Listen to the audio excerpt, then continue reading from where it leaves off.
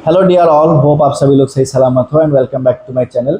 आज मैं एक मलयालम मूवी का सामरी करने जा रहा हूँ। मूवी का नाम है बेंगलोर डेज बोलकर, जो कि 2014 पर आया था ये सिनेमा। अगर आपको ये सिनेमा देखना है तो जियो हॉटस्टार पर ही देखना है ये सिनेमा, और ये मलयालम लैंग्वेज पर ही है।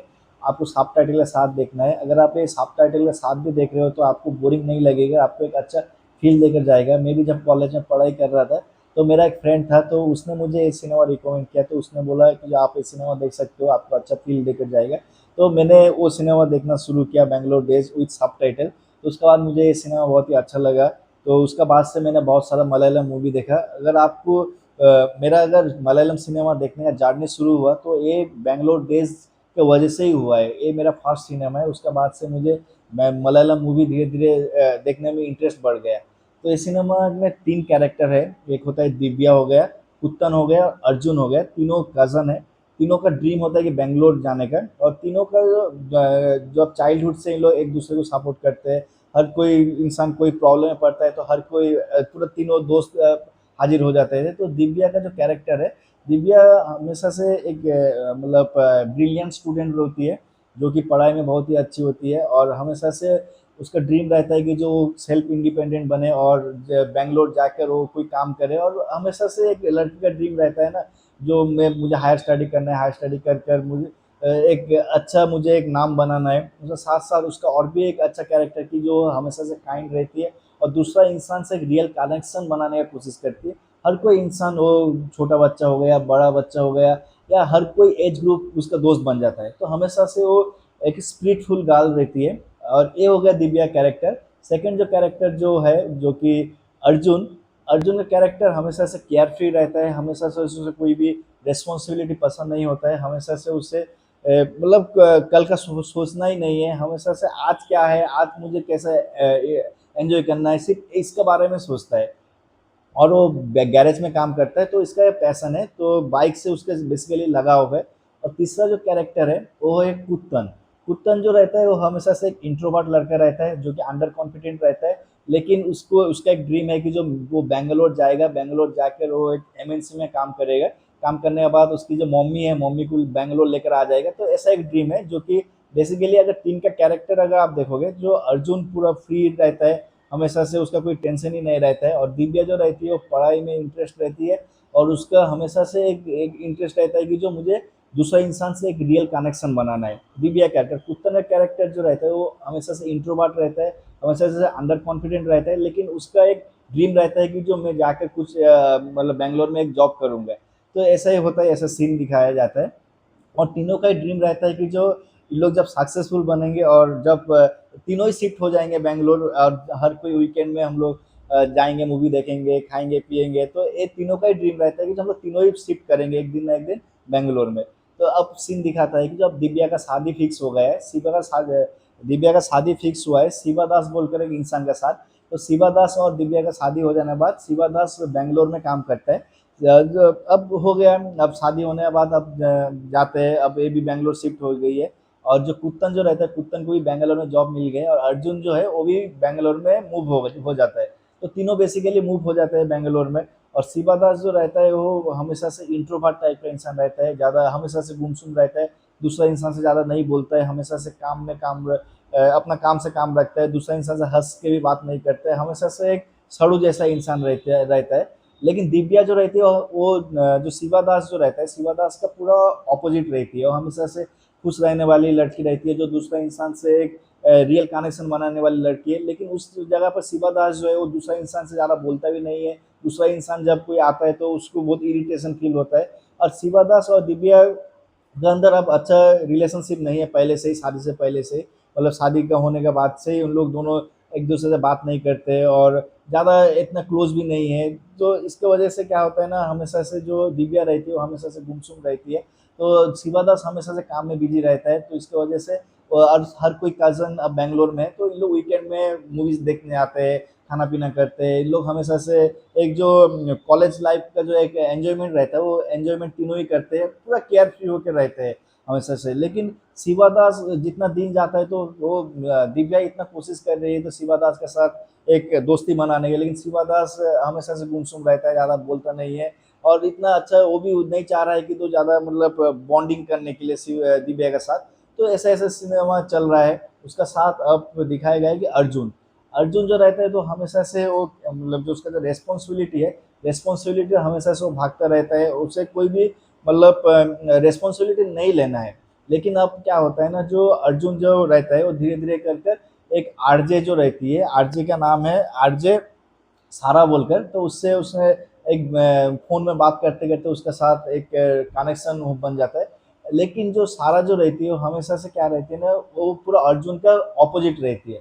अर्जुन जहाँ पर केयर फ्री रहता है, लेकिन उसको हमेशा से उसका फ्यूचर के बारे में हमेशा से स्ट्रेस रहता है। स्ट्रेस नहीं, एक्चुअली वो फ्यूचर के बारे में सोचती रहती है, जो मुझे क्या करना है आगे, और मुझे पढ़ाई करना है, मुझे एक अपना नाम बनाना है, एक रिस्पॉन्सिबिलिटी बोलकर जो चीज़ रहता है वो आरजे सारा के अंदर रहता है। लेकिन जो अर्जुन रहता है, अर्जुन कंप्लीट ऑपोजिट रहता है जो सारा से। उसके बाद एक चीज़ दिखाया गया है, उसके बाद जो कुट्टन के बारे में दिखाया गया है, कुट्टन वो हमेशा से क्या रहता है ना, हमेशा से वो इंट्रोवर्ट रहता है, दूसरा इंसान से ज़्यादा नहीं बोलता है। लेकिन क्या करता है ना, उससे वो हमेशा से सोचता है कि जो मुझे अगर शहर के लड़की के साथ मुझे रिलेशनशिप में रहना है तो मुझे खुद को चेंज करना पड़ेगा। मतलब मुझे स्टाइलिश बनना पड़ेगा, मुझे मतलब उन लोग का जैसे मुझे बनना पड़ेगा, तब जाकर वो दूसरा इंसान जो है, जो कि शहर की लड़की है, वो मुझ पर भी मतलब सेम इंटरेस्ट दिखाएगी। अब धीरे धीरे कर कर ऐसा चलता ही रहता है, जो कि कुट्टन जो है वो एक लड़कियों पर इंटरेस्टेड है, लेकिन जो लड़की है वो उसे यूज करती रहती है। और हमेशा कुट्टन जो रहता है वो हमेशा कोशिश करता है कि जो उसका जो रेडिएशन है फिट होने की, लेकिन होता ही नहीं है। तो हमेशा से वो जितना भी कुट्टन अब खुद को चेंज कर रहा है, उतना ही मतलब वो लड़की ज़्यादा भाव ही नहीं दे रही है। और दूसरा जगह पर जो अर्जुन जो रहते हैं, अर्जुन अब सारा को बहुत ज़्यादा चाहता है, लेकिन अर्जुन का एक प्रॉब्लम है कि जो रिस्पॉन्सिबिलिटी ज़्यादा पसंद नहीं करता है, वो हमेशा से केयर फ्री रहता है।